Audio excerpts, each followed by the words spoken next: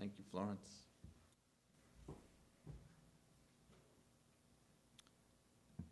How many of us have ever had a plan for how to spend our lottery winnings?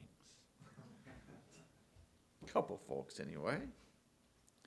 How many support some of the people or organizations on that list anyway, just with smaller amounts? Most of us. How many have ever said, if I were king, or if I were queen, or if I were a non-binary specific, non-gender specific monarch, things would be different? A couple.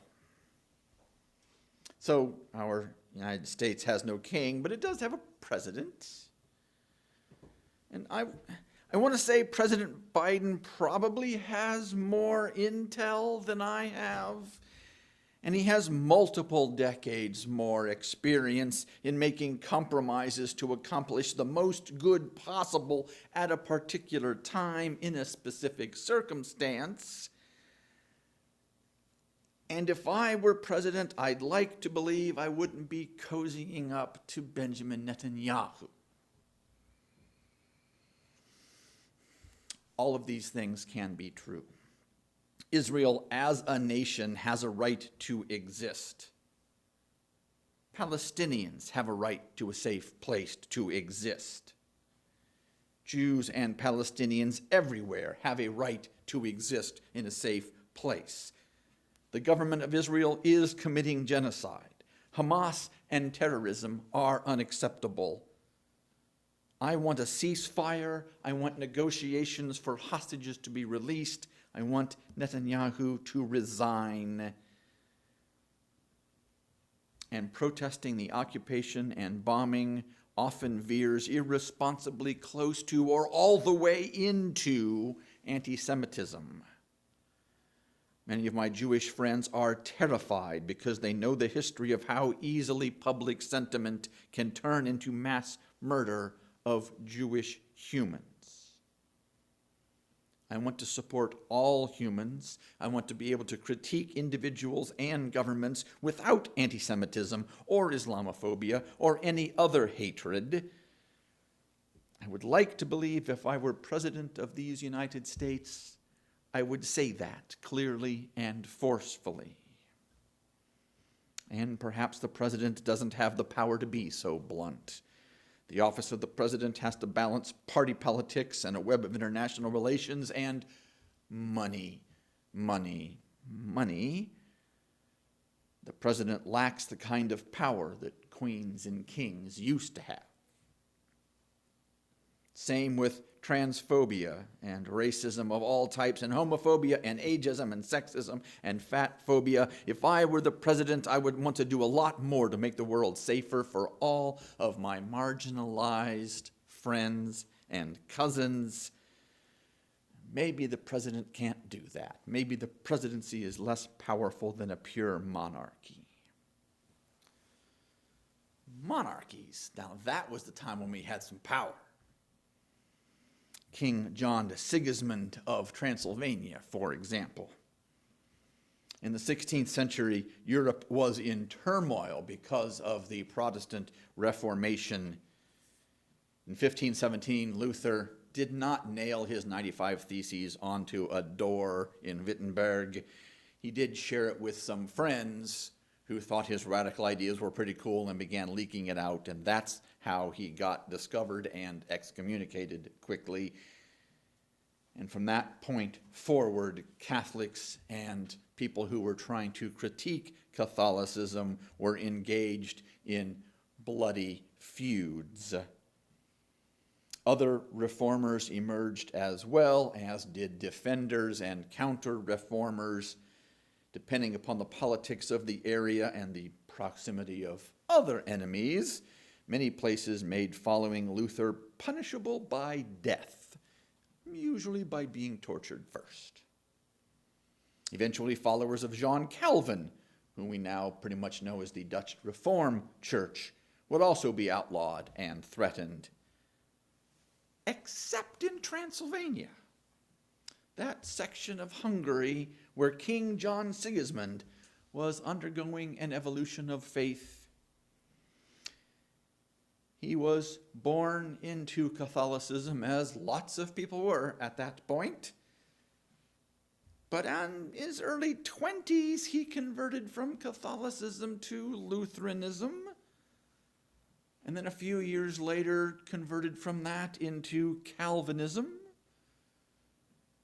And a few years after that, Sigismund allowed his advisors to hold a public debate.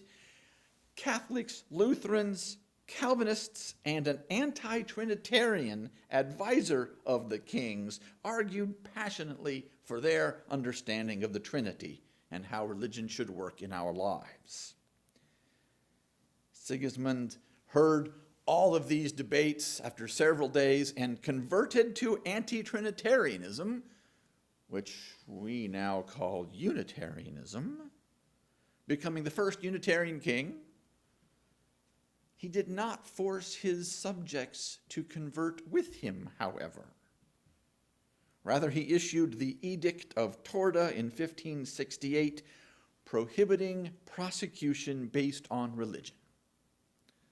Rather than getting killed for your religion, like in most of the rest of Europe and, frankly, the world, at least in Transylvania, and at least for Lutherans, Calvinists, and Unitarians, you wouldn't be killed. Now, if you're Jewish or Muslim or an Eastern Orthodox Christian, those weren't exactly covered by the edict, and things were a little more dicey.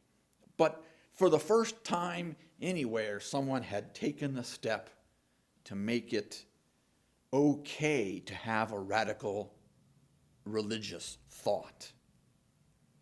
Sigismund's edict was a huge step toward religious tolerance in our world. It did stop some of the violence and the bloodshed. It did model peaceful coexistence of at least the most common religious traditions.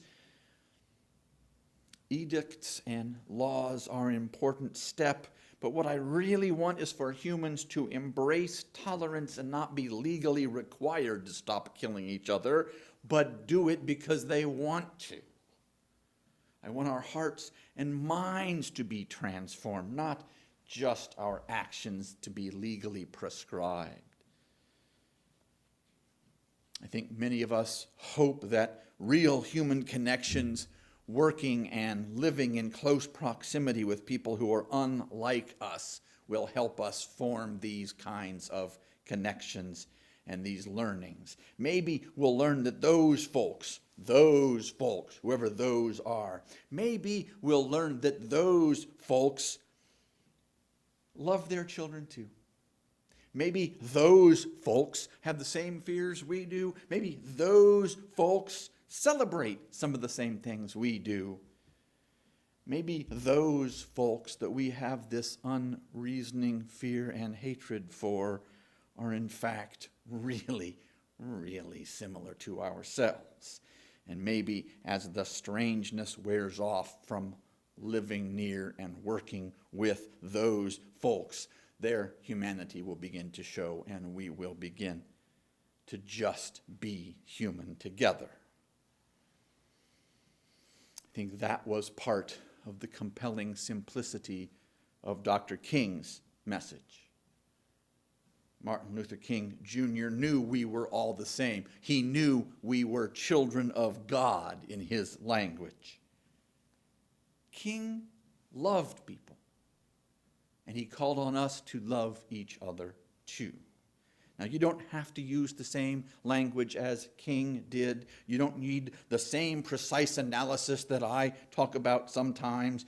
We need to see the light of love in each other, the divine spark, the Buddha nature, the Godhead, the inherent worth and dignity of each other, and know the inherent worth and dignity in ourselves. Feel it, embody it, act from it. If we recognize the inherent worth and dignity of ourselves, if we recognize the inherent worth and dignity in others, if we know we're generally all the same, we will probably want to pursue equity in human relations because we'll recognize there's equity there. And please note that equity is not the same as equality. There are careful ways of thinking about this. So, for example, somebody robbed a bank, and on their escape, they came through the church building and they threw wads of cash at us as they were going through. Some got whole armfuls of cash, some got a few bills. The chaos it was creating is part of their escape plan. And then, of course, eventually the police show up. The police would not ask for the same amount of cash from each person. They would demand more from the people who had been given more. They would accept less from those who had received less. And that's what Casey Kvasnichka Slack was saying. The more you stand to benefit from this violence, the harder you should be loving. The more we receive from this poisoned tree of white supremacist heteropatriarchy, or this unequal oppressive system that we're living in by whatever name you are willing to call it, the more our lives are made easier by the inequities built into the system, the more we should do more to resist or tear down that system. If we were king for a day, or queen for a day, or president of the day, or non-gender specific monarch for a day, we would be called to do the same things that we're called to do every day.